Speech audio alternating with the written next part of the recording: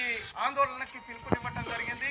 కేంద్రంలో ఉన్నటువంటి బీజేపీ ప్రభుత్వం ఈరోజు రైతులను దెబ్బతీసే పద్ధతుల్లో, రైతులను కూలీలుగా మార్చే పద్ధతుల్లో ఈ వ్యవసాయ చట్టాలలో మార్పులు తీసుకురావటం, ప్రధానంగా వ్యవసాయదారులు ఎక్కువగా వాడుతున్నటువంటి విద్యుత్ మీటర్లు పెట్టాలనేటువంటి చట్టాన్ని తీసుకురావటం, దీని మూలంగా మొత్తం ఇప్పటికే అనేక రంగాల్ని ధ్వంసం చేసినటువంటి ఈ కేంద్ర ప్రభుత్వం వ్యవసాయ రంగాన్ని కూడా పూర్తిగా ధ్వంసం చేయాలని ఒక కుట్రతోటి కార్పొరేట్ శక్తులకు ఈ వ్యవసాయ రంగాన్ని కూడా కట్టబెట్టాలనేటువంటి ఒక దురాలోచనతో ఈ చట్టాన్ని తీసుకొచ్చింది.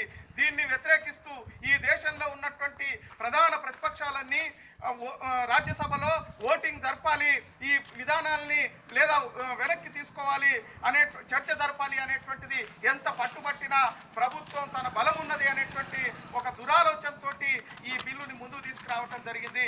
కాబట్టి బీజేపీ నరేంద్ర మోడీ ప్రభుత్వం నిరంకుశంగా ప్రజలకు నష్టం చేసేటువంటి పద్ధతుల్లో ఈరోజు ఈ వ్యవహార శైలి కనబడతా ఉంది. కాబట్టి ఈరోజు మొత్తం దేశంలో అన్ని రాష్ట్రాల్లో కూడా వ్యవసాయదారులు ఈరోజు ఈ బిల్లుకు వ్యతిరేకంగా పోరాటం చేస్తూ ఉన్నారు.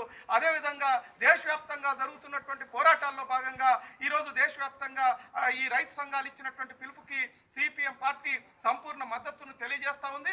అట్లాగే ఇప్పటికైనా నరేంద్ర మోడీ తన విధానాల్ని ఉపసంహరించుకోవాలి, ఈ బిల్లుల్ని ఉపసంహరించుకోవాలని, అదేవిధంగా ఈరోజు రాష్ట్రంలో ఉన్నటువంటి కేసీఆర్ ప్రభుత్వం ఏదో మాటలకి మేము ఈ బిల్లును వ్యతిరేకిస్తున్నాం అనేది కాదు, ఈ పోరాటంలో కలిసి రావాలా, రైతు వ్యతిరేక చర్యలకు నిరసనగా పోరాటాల్లో ముందుండాలని, అట్లాగే ఈ కేంద్ర ప్రభుత్వం మీద ఒత్తిడి తీసుకురావడం కోసం అవసరమైనటువంటి ఐక్య కార్యాచరణ ఉద్యమాల్లో కలిసి రావాలని కోరుతా ఉన్నాం.